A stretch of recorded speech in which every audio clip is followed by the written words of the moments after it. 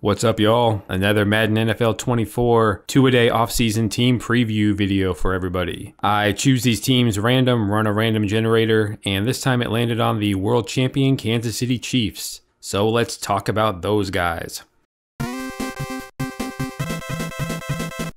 So the 2024 salary cap was announced the other day, and it was a $30 million increase. So going forward in these videos, guys are going to have a lot more cap space than we thought just a few days ago. So the Kansas City Chiefs, even though Patrick Mahomes is taking up $58 million of the entire cap, they are projected to have $28 million, which goes to show that most teams are going to be sitting pretty and be able to sign some free agents.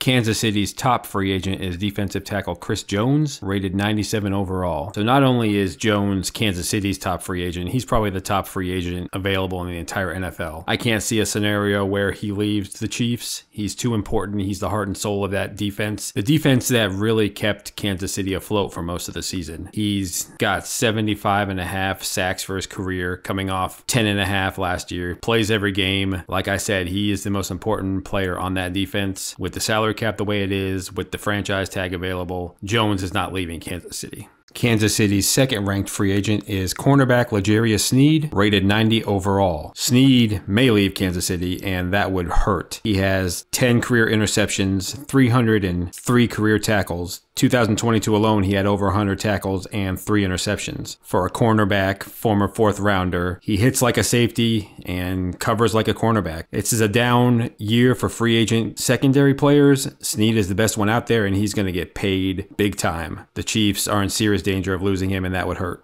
The Chiefs' third ranked free agent is linebacker Drue Tranquill, rated 82 overall. The Chiefs have 6 starters on defense that are currently free agents, including 2 linebackers, Willie Gay and Tranquill. It is going to be tough to re-sign all those, so they might have to pick and choose who they re-sign. Tranquill had a pretty good season coming over from the Chargers after 4 years in Los Angeles, had 4.5 sacks. Kansas City usually only runs 1 or 2 linebackers, Nick Bolton and either Gay or Tranquill, so I don't know if they're going to look to re-sign him. Kansas City's biggest team need is offensive tackle. Tackle has been a pretty big need for a few years now, probably since Eric Fisher moved on. Juwan Taylor is not bad on the right side if you ignore his much publicized penalty problem. Donovan Smith was a stopgap solution on the left side, but he's a free agent. Picking at the very end of the first round and without many top free agents available, it is going to be hard. Fortunately, Patrick Mahomes is so good at getting the ball out extremely quick, and the interior of the line is very good. They just could really use an upgrade at left tackle. The Chiefs' second biggest need is wide receiver. Rookie Rashee Rice had a very nice rookie season with 79 catches, but he only averaged 11.9 yards per reception, so he's probably more of a slot possession guy. After Rice, the wide receiver production plummeted. Justin Watson, Kadarius Toney, Valdez-Scantling, none of them had over 27 receptions, so at least 2 more receivers is desperately needed. Kansas City's third biggest need is cornerback. Trent McDuffie has 0 interceptions through the first 2 years of his career, but that doesn't really matter. He is well on his way to becoming a superstar, and obviously L'Jarius Sneed is another very good player, but it will be hard for Kansas City to re-sign him. So whether Sneed comes back or not, depth is sorely needed. If Sneed does not come back, they need to find another legitimate starting cornerback. McDuffie is the only guy you can count on this roster right now.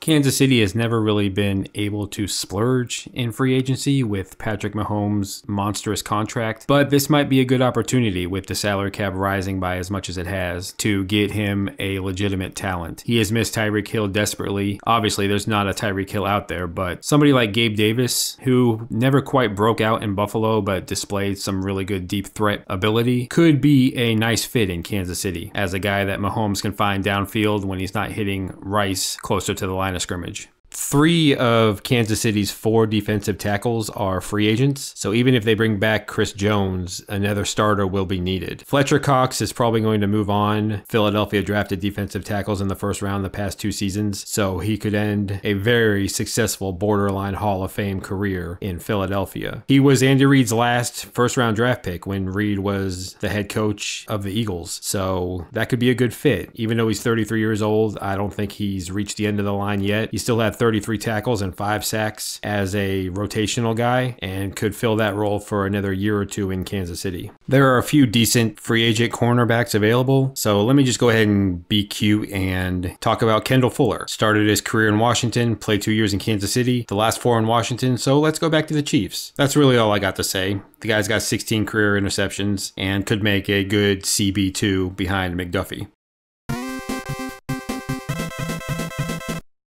There is not really a lot to say when summarizing the Chiefs. They did not have a great regular season. They only went 11-6, looked extremely vulnerable. The offense, frankly, was a disaster a lot of the times, but the defense held things together, got them to the playoffs, and Patrick Mahomes did his thing, marching the Chiefs to their 3rd championship in the past 5 seasons. So it seems like as long as Kansas City has Mahomes and Andy Reid, they are going to be the favorites. This roster is not great. The regular season was not great. They're not a juggernaut. They're not a dynasty that just marches over all competition, but the record speaks for itself. For the past 5 AFC championships and 2 straight Super Bowls, the first team to repeat in 20 years. So there's a lot of free agents on the defense. Travis Kelce is getting older on the offensive side of the ball. The offensive line is not great, but it's hard to pick anybody besides Kansas City. So we will see how they do during free agency. They have the 32nd pick in the draft, and I think it's going to be offensive tackle or defensive tackle. Andy Reid likes to attack the lines early in the draft, and Kansas City needs 2 starting tackles. It will be hard to get that at the very end of the first round, but this is an extremely deep offensive line class. I could see at least 10 guys going in the first round, so somebody like Jordan Morgan or Patrick Paul, Tyler Guyton late in the first round would be a good fit. I'm not a fan of any defensive tackles, so I really think it's offensive tackle or bust in the first round. So yeah, the Chiefs got to be considered the favorites once again next year, even though the roster is not fantastic outside Mahomes, but they just keep getting it done. Another preview in the books. I hope you guys enjoy the series. Please stay tuned. A lot more is coming. Also, I want to announce, if you're watching these in order and you reach the end, that I will be doing another draft class after the combine is over with updated measurements and ratings. So stay tuned for that as well. And I appreciate it, guys. Love you, and talk to you next time.